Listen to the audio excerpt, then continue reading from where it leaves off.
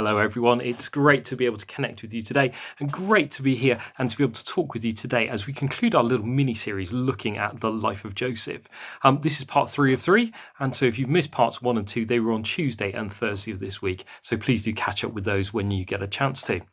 But as we've been looking at this little mini-series of Joseph, we've been thinking about some of the battles that Joseph had to face, that God had to help him to win in order to bring about the transformation in his life that he needed to fulfill his God-given purpose. And we're going to look at 2 more of those battles that Joseph had to face in order to be able to kind of fulfill God's purpose in his life, to develop that character that he needed. These are 2 more battles that Joseph had to face, but I think these are battles that you and I also need to face and win in order for us to play our part in building God's kingdom. And the first of our battles that we're looking at today is that Joseph won the battle for integrity. Joseph won the battle for integrity despite the circumstances that he found himself in. Firstly, in the midst of suffering and difficulty. Here's Joseph. He's the victim of injustice. He's gone from being a special, favoured son to a slave in the space of a few short weeks. What is his response to this suffering and this difficulty? Is it moaning? Does he sulk? Does he complain? Well, actually, no, he doesn't. He showed integrity. He had integrity in his work, even though he was a slave. In chapter 39 of Genesis and verse 6, we read that Potiphar, with Joseph in charge, he did not concern himself with anything. Joseph showed that he was trustworthy. He showed integrity in his work, so much so that his boss did not concern himself with anything. Joseph was so good at what he was doing. I wonder, what's our reaction to difficulty or suffering? I think so often it's to not respond with integrity. So often we respond to difficulty or suffering in moaning, complaining, and even sulking, sometimes against God, sometimes against other people. Friends, I think we need to learn something more of the lessons that Joseph learned here, to respond to suffering and difficulty with great integrity. But then Joseph also learned integrity in the face of sexual temptation. And this is a battle that throughout the course of our lives, each one of us has to face. And it's a battle that each one of us, I think, has to win.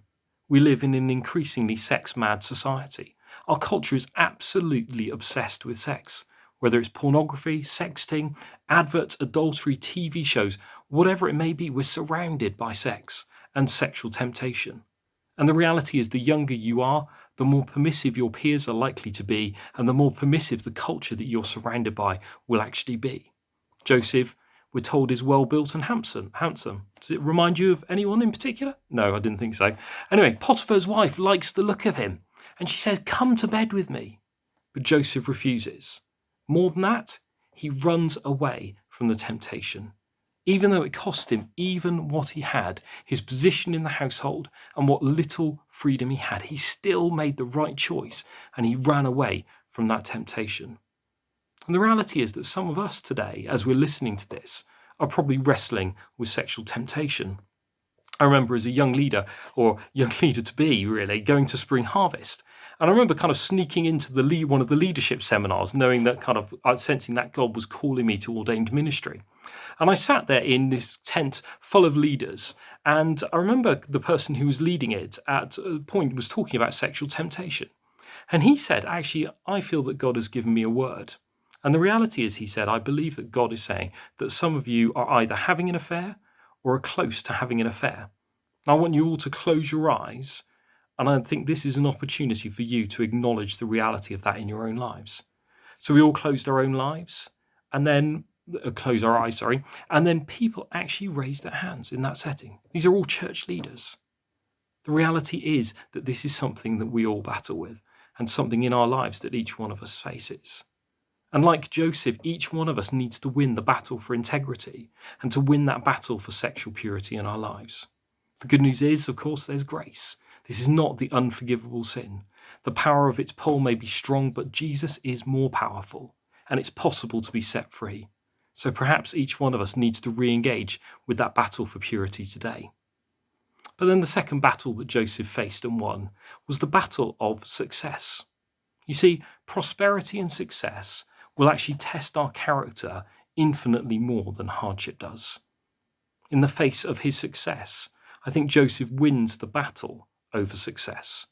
Because success can dull our spiritual senses.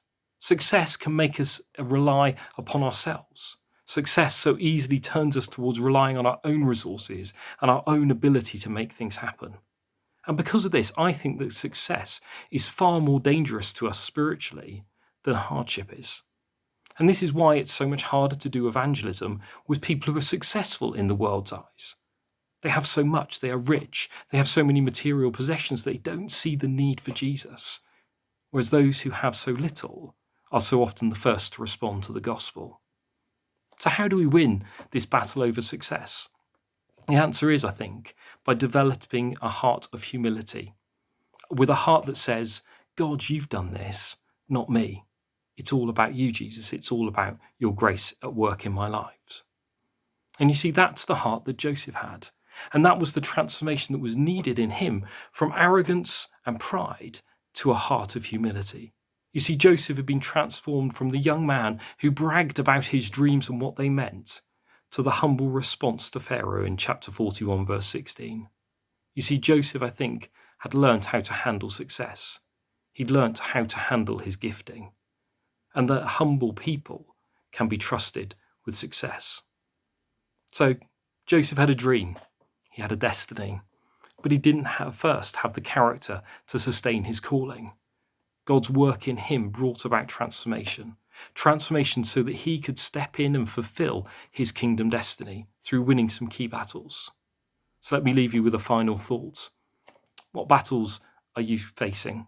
What battles are you facing that you still need to win so that you can play your part in building God's kingdom in Northwood, London, and beyond?